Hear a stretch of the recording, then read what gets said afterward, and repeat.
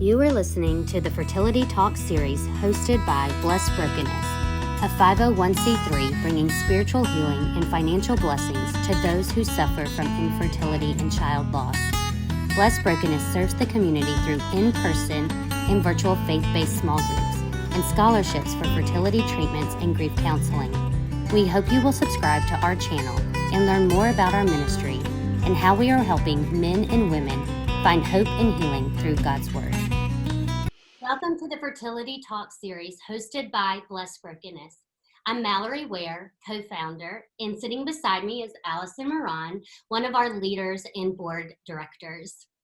We have a special guest here today in speaking on the topic of surrogacy. Many of you have asked for these questions, and we really want to provide some great resources for you. This will be a two-part series, talking with Cathey Stoner, who was the gestational carrier, and then her sister Sarah, who will talk about the other side of surrogacy and all that was involved in her journey, along with the legal and financial components that go along with it. But before we get started, I want to introduce you and give you a little background about Allison Moran. She and her husband struggled with infertility and miscarriages for several years before they decided to pursue surrogacy, which was recommended by the doctors at that point in their journey. They found the perfect match and they got started with the process. And after several disappointments, the first round was a no. The second was an actual miscarriage. And during that time of before they started their third cycle and really deciding what they wanted to do moving forward, Allison went and met with her doctor for a checkup and found out that she was pregnant and actually very further along than she had gotten in her previous pregnancies. So when they decided to tell their surrogate that they were pregnant, she decided they would continue with the surrogacy and do another transfer, which was also fruitful and is now her daughter Annie from that surrogacy. So she's got two miracle babies, a boy and a girl, and they are 6 weeks apart and have been coined twiblings, which is amazing. And her story and her testimony is just full of God's miracles. So we hope you will check that out, which is also available on our YouTube channel. So now let's get started because Allison and Cathey have a lot in common on this journey, and I'm just so honored to be able to sit and listen and really absorb what they have to say here. So before we get started, Allison, will you introduce our guest speaker? Hey, Cathey. Hey. Thank you so much. We are so honored to have you, and really just thankful that there's people like you and like me who are willing to just share of God's goodness in the midst of heartache and pain. Cathey is a mother of two and is a registered dietitian, and she decided to give her sister Sarah an incredible gift when her sister Sarah was diagnosed with a rare form of cancer. It was a uterine cancer that caused her to have a partial hysterectomy. And Cathey stepped in and gave an incredible, miraculous gift of carrying her sister Sarah's son. He was born in August of 2021 into the arms of his precious mother. And we are just honored to have you here with us. Sarah and her sister Cathey have a podcast called Talk to Me Sister, which Cathey will refer to and tell us all about. But again, thank you for being here. Thank you for being willing to be on this platform to share with our listeners about your incredible story. I feel like I'm talking to a celebrity right now. Oh my gosh, y'all are so sweet. Well, Allison, I didn't know your story. That is just incredible too. What just an answer to so many prayers. And thank you guys for having me. Obviously, it has just been miracle after miracle, and it feels now like a crazy dream that it's all over. So I'm so excited to chat with everybody, and such an important community to have when you're walking through this. I know it can feel really lonely, so you guys provide a really wonderful support, and I'm happy to be here. Thank you. Awesome. Tell us a little bit, Cathey, about what led you to make this incredible decision to carry for your sister. Talk us through those kind of emotions and conversations that you had with your husband and your family about being willing to do this. Yeah. So, like you mentioned, my sister is my twin. She's my twin sister. So we've been obviously, we're at the hip. So in 2017 or 2018, she was diagnosed with cancer, and that was obviously the toughest year of our lives. We had lots of questions and uncertainty going forward with her prognosis, and she did chemo, and they tried to save her uterus because she was 30 years old at the time. They knew that they wanted to preserve that and preserve her fertility if possible. But the chemo, her cancer, they said, went away. She rang the bell. We celebrated, and she went back a month later, and the cancer had returned. And they said hysterectomy is the way forward. So the first surgery she had, we didn't even know she had cancer. They just were like, something's wrong. We're going to go in and do a DNC. They thought she had a miscarriage. And my youngest was 6 months old at the time. And I have two kids right now. They're 4 and 7. But at that point, I still had tiny babies, and they were in that really fun stage. I kind of had baby fever like immediately. He's my youngest. I have not had another one because that goes away after a while. But, I love pregnancy. I love birth. I love postpartum. Most of it. I just love it all. And I felt kind of done having my own kids, but I loved it during my pregnancy with Sam. I listened to podcast after podcast of like birth stories and just like kind of the women's health world. You guys mentioned I'm a dietitian, and I specifically work in women's health. So fertility, pregnancy, postpartum. So I'm just like really encompassed in the world of motherhood and pregnancy and fertility. And I love it. So when she was sick and about to have this hysterectomy, I said, it's okay. I'll carry your baby. And kind of mentioned to her as a kind of a lighthearted, like a joke in the moment a little bit. Like, I didn't even think about it. I just said it out loud. And she didn't have a hysterectomy that time and ended up having to have it later. And we randomly would talk about it. But really during that time, we didn't even really discuss it. We were just making sure she was going to be okay. But before she ended up having her hysterectomy, we talked about it again. And mainly I brought it up with my husband. I said, hey, I'm going to ask you something like kind of crazy. He's like, uh-oh, because I ask him crazy things pretty often. And he said, I said, what if we like really do this? Like, I know we've been like throwing it around, but like, what happens if we really help them have a baby? Like, we really carry a baby for them. And he said, yeah, I think absolutely. And I was like, what? Because he's definitely the one who does all the pros and cons lists in our relationship. And I'm the one who's like, yeah, let's do it. Let's go. It doesn't matter. So he said, my first response is absolutely. And then I think about having a pregnant wife and all that would take, and I have questions, but I think, okay. And so that was like our initial conversation. And we mentioned it a couple more times while Sarah was sick. But mainly we were just waiting for good news. Praise God. She is cancer-free and has been cancer-free for about 3 years. And we're just so grateful for God's provision in her life and her health. So we just continued to pray because we waited. Her doctor said they wanted her a year out. She had really intense chemo. They didn't even really know if she could do egg retrieval and have viable embryos. So we just thankfully had a window of time where she was recovering and getting herself back on her feet. And we just continued to pray about the option of surrogacy.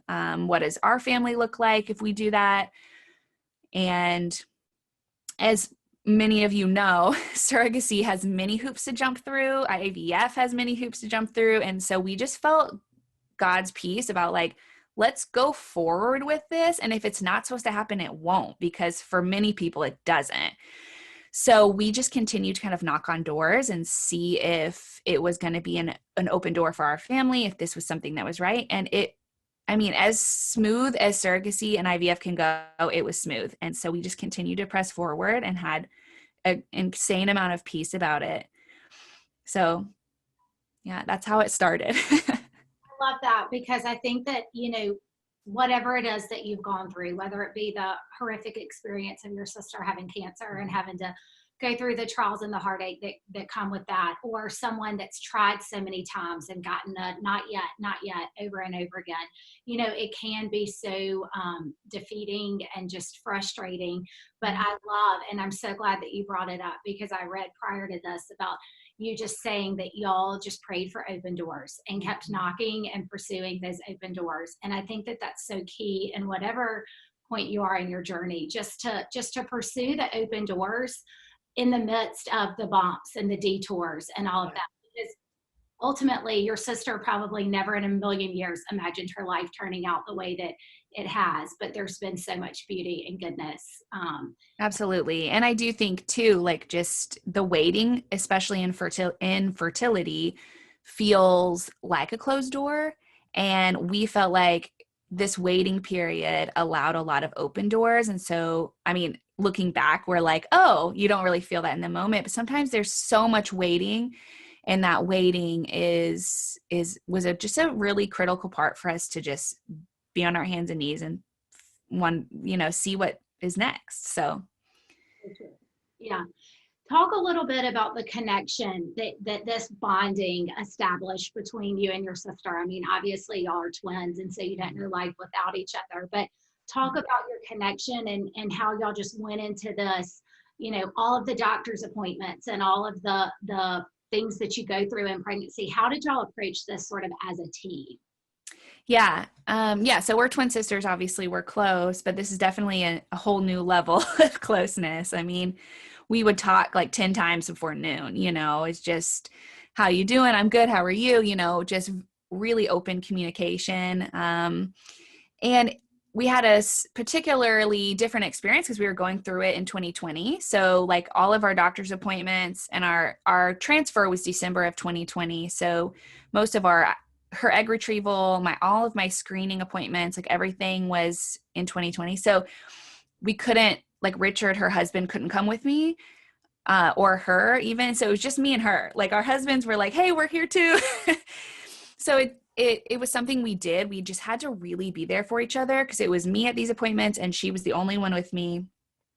Richard did come on transfer day, but they had to take turns in the transfer room. Like she went in and then he would leave, and same thing with ultrasounds. So Sarah and I just really had to be there for each other. It was honestly incredible. Like someone she was so in tune with what I needed. She would see that I was like a little green maybe and like show up with food. And she was very in tune with what I needed and very connected to the pregnancy. I think she would say that too. So it was just so much fun. We had to be very open in communication because we had never done this before. We didn't know what would be sensitive to each other. We didn't know what would be hard. We didn't know what would be easy. We just decided to just really try to over communicate if we were feeling a certain way. And that was a really helpful thing. And then we just tried to really soak it up and enjoy the process and have fun with it. So. For sure. That's awesome. I'm so glad they let her go in with you, because a lot of times it's like only the one that's pregnant. So I'm so glad that y'all got to share that with each other. And that. Oh my goodness. Me too. It was such a sweet day because she, I mean, we fought for it a lot of the time where I'm like, I'm not the mom. She's the mom. I'm not the mom. She's the mom. We had to really, and I just say this in women's health all the time. We have to advocate for each other. Even on the birthday, we had to advocate for all four of us being in the room. So me and my husband, Sarah and Richard, and mainly because like it was the Delta variant was coming back around and we were like, oh my gosh, this is going to throw us for a loop. And people just really respected them as the parents because we continued to remind them and advocate for that. But it was a really sweet day. I was glad she was there too. Yes. And that's so true on just having to advocate for what you need and what's right. And so oftentimes we can sit back and just say, okay, but it's good to hear you say that and to know that that's an option. It's an option. Talk a little bit about, were there kind of some hurdles or some bumps or things that were unexpected during the process? It went really smooth. We're so grateful. Our transfer took the first time. Of course, there's so much. We had some fear and some worry in the unknown of like, what if this doesn't work? And then we have this disappointment that we're all carrying, and then I'm feeling the guilt. So I think so much of the hurdles were like, what's going to happen? So we're so grateful for just the ease of that. It's the only hard part with doing this so closely with someone that is just literally like, my other half, is that, again, we've never done this before. So we just had to really communicate. Like, we are each other's person, So like, if I was feeling overwhelmed or worried, I didn't really want to always let her know. And same thing with her. Like, if a doctor's appointment made her feel left out, she had to tell me without holding it and walking away and being like, well, they didn't even look at me. They talked to you the whole time. We just had to really communicate, because it was some of those unexpected tiny things that were emotionally difficult for us, but the communication helped a lot. In terms of like large hurdles, I mean, we really didn't have any, besides just being like, hey, I'm going to talk about this. I had to be intentionally to talk about things with my husband or my friends rather than her sometimes, because she's the mom, and so we just had to be careful about what we said as sisters, like, and then all of a sudden we had this like business relationship kind of too. So it was just like, and then we started a business together actually. So it was like navigating that. Wow. What And about it was y'all did any professional counseling along the way? Did y'all have others kind of that safe space to really talk with you, as well as on your family side? Kind of how did you manage that too? Yes. So legally you do have to do counseling with your surrogate. So we had counseling before we did transfer, the four of us. So me and my husband, Sarah and Richard, the parents. So the four of us did therapy, and then Sarah and I, and then Alex and I. So they required a handful of sessions before we went into the process. And part of that was a screening that I did alone. It was like a 3-hour psychological screening that I was required to do before I became a surrogate for her, a carrier for her. So some of it was required, and then anything else we did was in addition. Sarah was in therapy. I mean, both of us are in and out all the time. I found that therapy was best for me postpartum. And she was like, anything you need to do, I will pay for it. I will cover it. If you need to see somebody in the hospital, let me know. Which I didn't feel like I needed to do. But I had definitely been thankful to have therapy on the back end of it, just to like process it all in a really positive way. But yeah, it's been good to have that outlet. Oh, and you asked me about family. We tried to really, our family's very close. We have 2 other sisters, our mom. And so we, wherever we were trying to respect each other's emotions, we had a ton of support, and that's an important thing to have. You mentioned, postpartum counseling after the delivery, because that is obviously very emotional, very impactful. How was that, as far as, you kind of then taking kind of that step back and, I don't want to say the handoff, but, The handoff. Yeah. your sister. The handoff. Yeah. Honestly, it was so much easier and so much more wonderful and magical and just spirit-filled than I ever imagined. I think as surrogates, like, we are prepared for that moment even before there's a baby in our belly. I went into this process knowing it was a 9-month gig, I mean, really 12-month gig with all the things, but you go into it knowing there's a start date and an end date. And it is just this expectation that I bonded differently with this baby. I knew he was hers the whole time. Like, my job and my role was to get to the handoff. Like, I was so excited. I mean, whenever I got emotional, it was like, I can't believe that's about to happen. Like, he's about to be their responsibility now. So it was great. I I mean, we smiled the whole day. We laughed, we danced. It was the happiest day ever. There was just no sadness at all. There was no heartache. It was just like, he's here. And my husband and I went home and slept for 5 straight days and ate tacos and drank beers. And like, we were like, we did it. It just felt like such a celebration for that day and that handoff. I mean, it just felt right in all the right ways. Yeah, that's amazing. That's so good.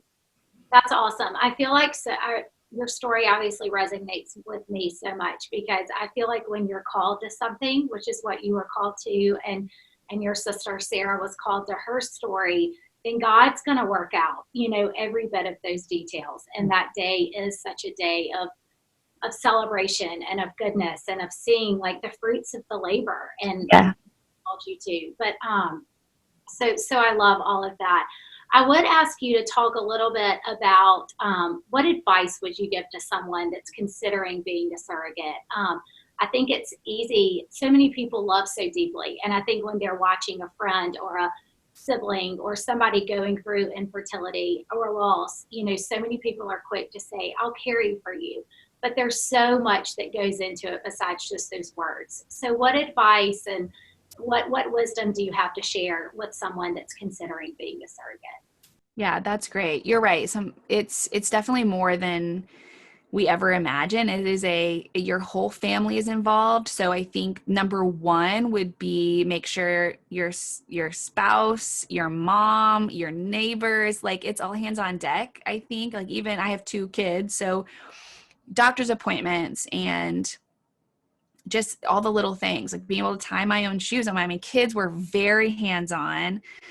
And I think it's like that with any pregnancy, but usually that's like your family's and, it's your family. But when it's not, it definitely felt like everybody has to be in agreement that this is a family calling, not just a person being called to do something. So it definitely made it easier that my family was supportive and also encouraging me to do this. I think with any calling and like heart mission, it has to be something you cannot get off your mind. Because it's all encompassing. It's your physical body, your emotional body, your spiritual body, your whole, everything becomes this baby, And so I think it has to be with any calling, whether it's surrogacy or something else, adoption, anything. It has to be something you just cannot get off your mind. And I feel like there's affirmation once it's the right thing to do. My husband and I went on a trip right before my screening, because it was like once the screening was happening, it was happening. And he said, I don't think we have a choice, which sounds like I'm saying it like a bad thing, but that's what it was. It was like, yeah, there's this is happening. There's no choice except for us to push this forward and see what happens. And I feel like that's what your heart has to feel. And I think another thing is we do these big things and we assume that they're forever, but again, it was like 10 months of my life. And now my nephew is here and we've done this incredible thing. And I can see why surrogates do it over and over and over again. I will not, but I'm just saying I can see why they would, because to see your life changes, you all of a sudden see things in a different way because of this experience. So I think if there's a tug in your heart to explore that going forward, for sure. What's your relationship like with your nephew now? I mean, he's obviously little and what a gift to get to see him grow up and to know that you played such a part in him being here. But what is that like? Do you feel like a unique or special connection with him that maybe you don't with your other nieces and nephews? Yeah, he's wonderful. He's 6 months old and I'm just like so crazy proud of him. That's how I feel. Like right when he came out, I had such pride, like everything he does. I'm like, look how strong his neck is. Like, so I feel just such an incredible pride. I love him with everything.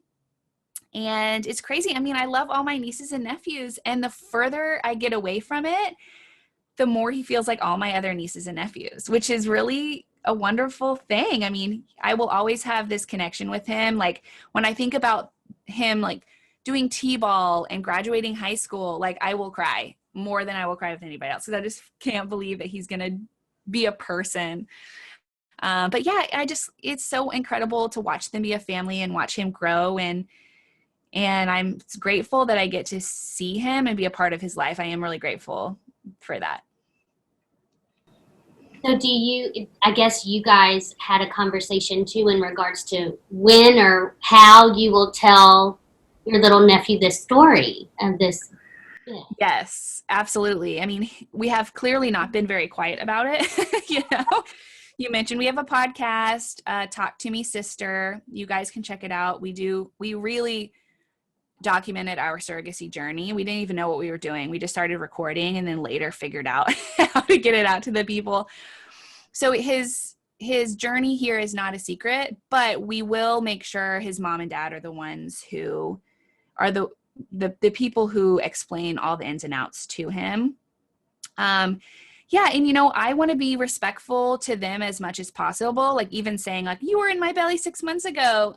That comes to my mind, but I try not to say it out loud because like, I want them to be the ones who really, are able to communicate that with him. And we want him to know every kid, but especially him, was really valued and prayed for it and worked for and fought for and believed in. And that's what we really want him to know. Well, I know we've talked about Talk to Me Sister. You also have a nutrition that you're a registered dietitian. So you have that side and you work with women's health and through fertility and different aspects of all the things that women get to experience in their life. So fun. Yes. Talk us a little bit about that, how you kind of help women on their journey with fertility and nutrition. Yeah, thank you. It's crazy because I started that. Well, I always have loved women's health, even in grad school, which I think that was like 10, 15 years ago. I can't do math anymore. I studied my thesis was on PCOS. So I always have been really interested in women's health, and it's tied to nutrition and dietary interventions. And so moving forward in my career after my son was born, I decided to kind of separate from the corporate world and do more private practice and wanted to focus on women's health. And that's when I started focusing on kind of babies, women, and fertility. So this was even before surrogacy was a thought in my mind, which is madness. And so I do private consulting and workshops for women, and private consulting mainly with fertility because it's such a specific, unique journey for every woman. But what I love about nutrition and exercise and just lifestyle changes for women going through pregnancy or fertility or postpartum, any of it, is that during that time, there's nothing that we can control. It's like doctor's appointments, or we're doing medications, or we're scheduling our periods. I mean, it's just if everything feels out of our control, or there's waiting and there's nothing to do and we're twiddling our thumbs and worrying. So what I love about nutrition and exercise and lifestyle changes is that it is something that we can focus on, that gives us a little bit of structure. It makes us, at the end of the day, go, okay, I'm doing everything that I can do. Everything else is up to God. Everything else is up to my doctors. It's something that we can feel like we are being kind of the hands and feet and controlling what we can control kind of thing. So I love to work with women through that. And I work with women who are just trying to get pregnant for the first time, or who are also doing IVF and just want to maximize egg quality and sperm quality and hormone balance and things like that. So it just also gives people a safe space to be like, I just want to know I'm doing what I can. So you mentioned obviously privately consulting with people, and I know everybody is different and every situation is different, but if you were going to give like a overlying, here's all the things that you should have in place or that you should do as you're considering wanting to get pregnant, or you've been trying to get pregnant, what would be like your top 3 to 5 things that you would recommend? Yeah, that's great. First one seems obvious, but you would be very surprised. But to take a good quality prenatal. I've worked with people who are even in IVF clinics and still aren't taking a prenatal because we think that we don't take that until we get pregnant, but the most important thing is to take a good quality prenatal. We want to make sure it has good active vitamins in it. I always look to find out if it's a good prenatal. I always make sure it has methylfolate in it, not folic acid. Folic acid is good, but it's a synthetic form. And the very first few stages of baby's development is like the brain and the spinal cord, which is happening like right at conception, like week 5 of a pregnancy. So for people who are having early losses, often we just sometimes make sure they're having like the right type of vitamin and the right type of folate. So taking a prenatal, number one, making sure it's a good prenatal is another aspect of that. So that would be the first thing. Like I said, it's obvious, but it's not. Second would be making sure you're eating enough. Now, this is something I see all the time. I mean, I struggle with this. It's like we get going through our day, we're working. I had a protein bar this morning and haven't had lunch yet. Like, it's not necessarily people who are doing it intentionally, but the most important thing is that we're getting enough fuel. If we're underfeeding ourselves, it is a way that our body feels stress and our stress hormones go up, and we have enough stress as it is. So fueling our bodies is a way that our bodies feel safe. Our hormones will be more balanced. We're more likely to have regular periods, which is optimal for fertility. So making sure we're eating enough, just in general, eating 3-4 times a day. Like, it doesn't have to be fancy. We just have to fuel ourselves. Let's see. Third, I think would be getting enough fats, healthy fats, because a lot of our hormone backbones are a fat base. So, adding in an avocado every day during your fertility journey, adding in, an extra drizzle of olive oil on your salad, adding some eggs in the morning. Eggs are a great fertility booster just because of the choline in the fat. So getting enough fats isn't a simple thing. And then let's see, lastly, I think I would say just like gentle exercise. Again, over exercise is something that is a stressor on the body, but sitting around is also a stressor. So it's kind of finding that happy medium of like, we want to get blood flow to our reproductive organs. We want to get oxygen and nutrients. And the best way to do that is to move. So I usually recommend like something gentle, 3 to 4 times a week, a daily little walk. We don't want to overstress our bodies, but we want to get the benefit of especially the stress management of exercise when you're in a fertility journey. I do have a prenatal nutrition workshop on my website. It's babyandmenutrition.com.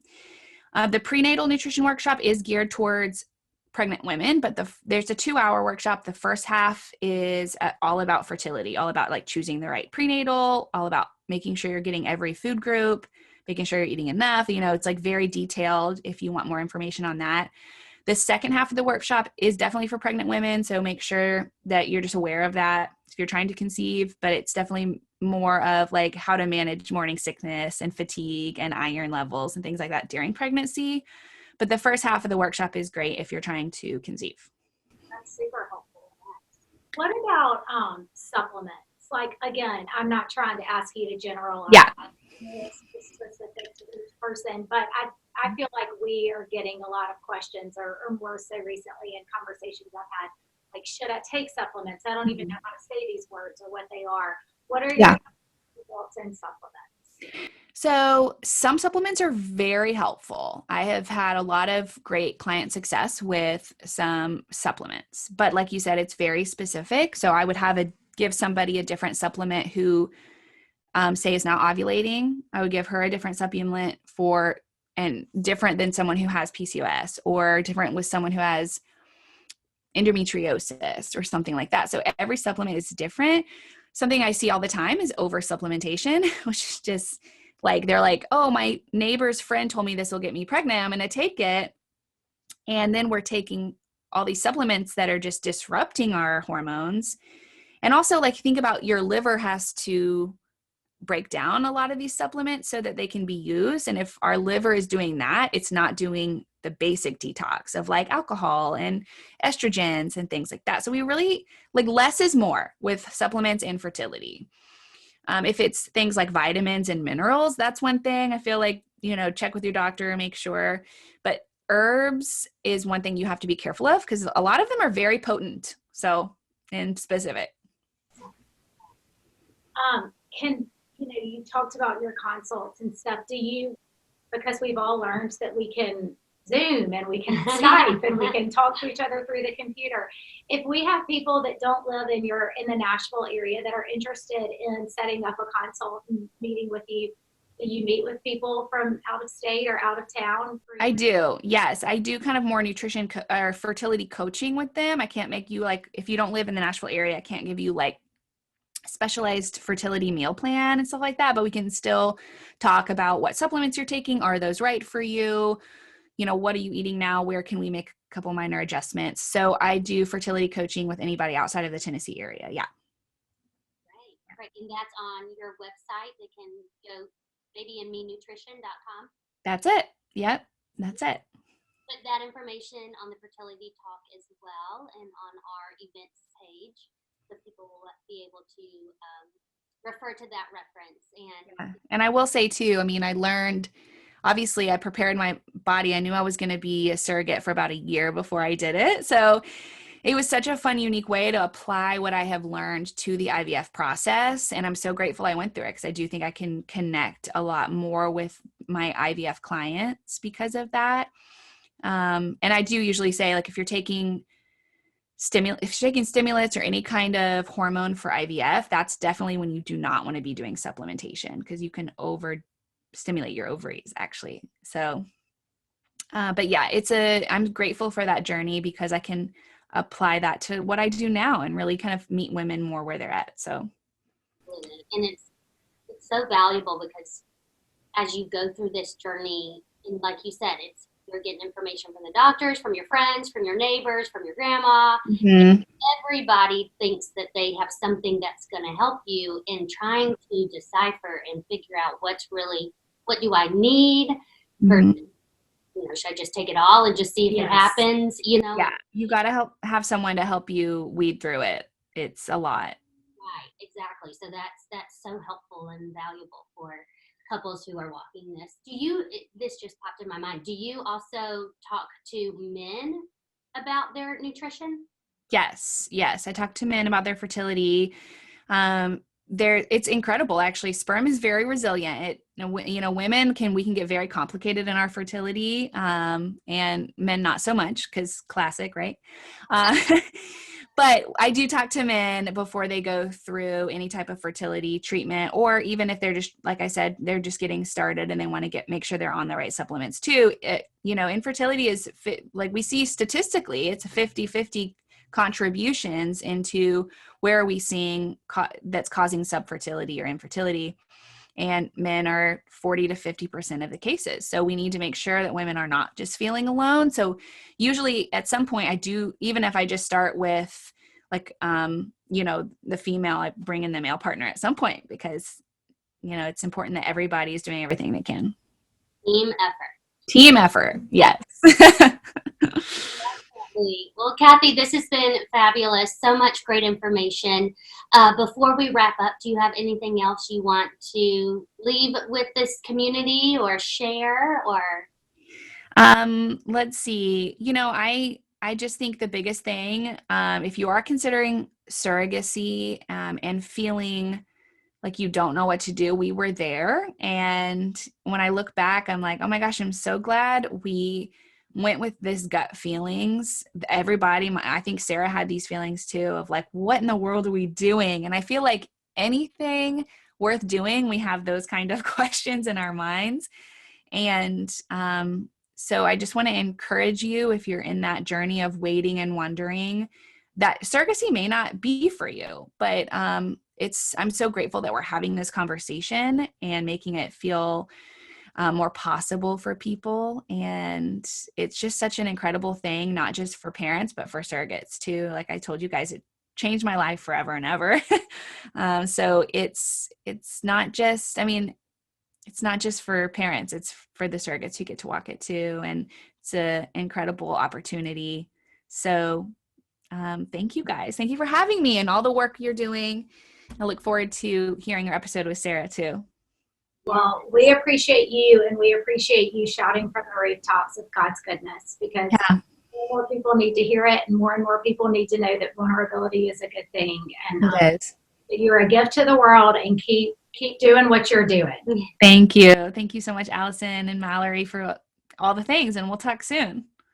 Sounds great. Bye, Cathey. Thank you. Bye, guys. Have a good day. Thank you for listening to the Fertility Talk series hosted by Blessed Brokenness. To join a small group or apply for fertility scholarship, visit our website at blessedbrokenness.org. We hope you will join us for our next fertility talk, available every second Monday of the month.